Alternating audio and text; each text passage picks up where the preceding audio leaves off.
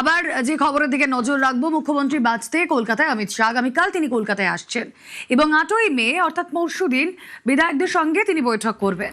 বৈঠকে বিজেপির মুখ্যমন্ত্রী বাছাই করবেন শাহ। 9ই মে বিজেপির সরকারের শপথ গ্রহণ। কথা বলবো, মৈত্রী ভট্টাচার্য রয়েছেন আমাদের সঙ্গে। মৈত্রীর সঙ্গে যোগাযোগ বিচ্ছিন্ন হয়ে গিয়েছে। অপর সহকর্মী সুস্মিতা রয়েছেন সঙ্গে। সুস্মিতা, বিজেপির মুখ্যমন্ত্রী বাছাই করবেন শাহ, এটা ঘোষিত। শাহ কলকাতায় এসে কি কি কর্মসূচি রয়েছে? কেন্দ্রীয় স্বরাষ্ট্রমন্ত্রী অমিত শাহ তিনি আগামীকাল রাতেই কলকাতা আসছেন বলে বিজেপি সূত্রে খবর, এবং আগামীকাল রাতে তিনি কলকাতা আসবেন। আগামী পরশু অর্থাৎ 8 তারিখ বিজয়ী বিধায়ক রয়েছেন বিজেপির, সেই বিজেপি বিধায়কদের সঙ্গে তার বৈঠকে বসার কথা রয়েছে এবং সেখানেই যাবতীয় যে সিদ্ধান্ত অর্থাৎ মন্ত্রিসভা সংক্রান্ত যাবতীয় সিদ্ধান্ত সেখানে গৃহীত হবে বলেই বিজেপি সূত্র মারফত জানা যাচ্ছে।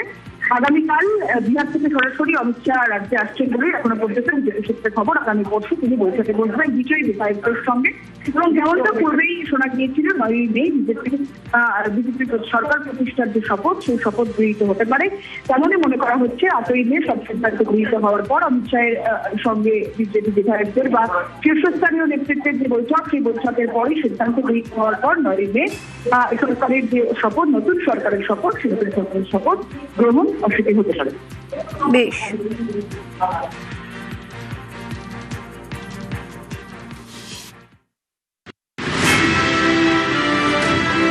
पच्चीसो बैशाख 9 मई का दिन दूर नहीं है। हमारा संकल्प भी वही होना चाहिए जो उनका स्वप्न था।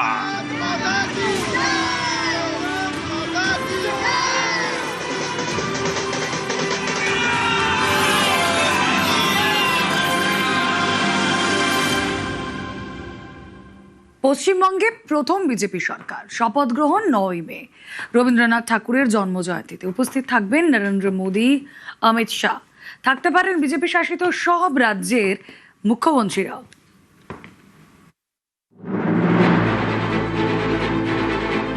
पच्चीसो बैशाख 9 मई का दिन दूर नहीं है। हमारा संकल्प भी वही होना चाहिए जो उनका स्वप्न था। एक ऐसा परिवेश जहां मन भय मुक्त हो और सिर ऊंचा हो, और बीजेपी बंगाल में ऐसा भय मुक्त वातावरण बनाकर दिखाएगी, ये मोदी की गारंटी है।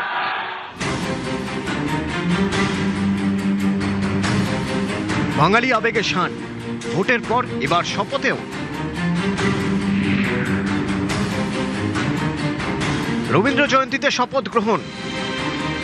বাংলার নতুন সরকারের শপথ গ্রহণ 9ই মে। বাঙালির ক্যালেন্ডারে 25শে বৈশাখ রবীন্দ্রনাথ ঠাকুরের জন্মদিন, যে দিনটা ঘিরে বাঙালির পাহাড় প্রমাণ আবেগ। बंगाल में जहां जहां गया हो, बंगाल के लोगों का जो मैंने मिजाज देखा है, मैं इस विश्वास के साथ वापस जा रहा हूं, बीजेपी के शपथ ग्रहण समारोह में मुझे आना ही है। তৃণমূল বারবারই চেষ্টা করেছে বিজেপির গায়ে বাঙালি বিরোধী তকমা সেঁটে দিতে। এর পাল্টা জবাব দিতে দেরি করেনি বিজেপি। গণনার দিনও দেখা গিয়েছে বিজেপির বাঙালিয়ানা। সোমবার দুপুরে সল্টলেকের পার্টি অফিসে নেতাকর্মীদের খাওয়ানো হয় ভাত, ডাল, আলু ভাজা এবং মাছ। বিজেপি অফিসে রবীন্দ্রসঙ্গীত বাজিয়ে চলে সেলিব্রেশন।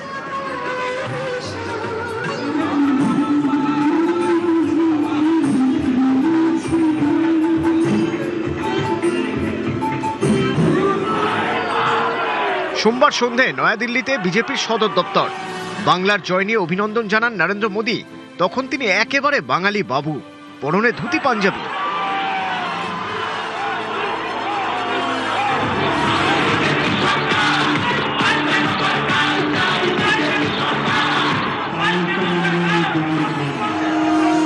দিল্লির সিআর পার্কের কালী মন্দিরে মঙ্গলবার পুজো দেন বিজেপির সর্বভারতীয় সভাপতি নীতিন নবীন। শনিবার রবীন্দ্র জয়ন্তীতে বাংলায় শপথ বিজেপি সরকারের। শপথ গ্রহণে উপস্থিত থাকবেন নরেন্দ্র মোদী, অমিত শাহ, নীতিন নবীন। থাকবেন বিজেপি শাসিত সব রাজ্যের মুখ্যমন্ত্রী। উপস্থিত থাকতে পারেন জেপি নাড্ডা। নিউজ 18 বাংলা।